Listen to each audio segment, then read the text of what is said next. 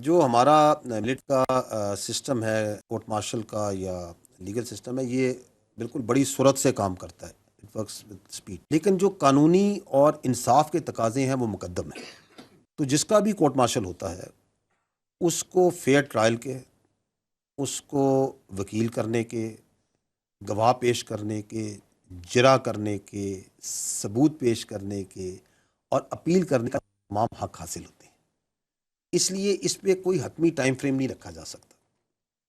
اور جہاں تک آپ نے بات کی ہے کہ اور کتنے لوگ گرفتار ہوئے ہیں، تو میں آپ کو پہلے بھی عرض کی کہ یہ ایک سب جوڈس میٹر ہے، ایک آن گوئنگ قانونی کیس ہے، ٹھیک ہے نا.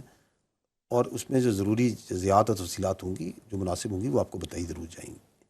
لیکن میں آپ کو یہ بتا دوں کہ جو بھی شخص اس کیس میں ملوث ہوگا وہ قانون کی گرفت سے باہر نہیں رہے گا، چاہے اس کا کوئی بھی عہدہ ہو، چاہے اس کی کوئی بھی حیثیت ہو.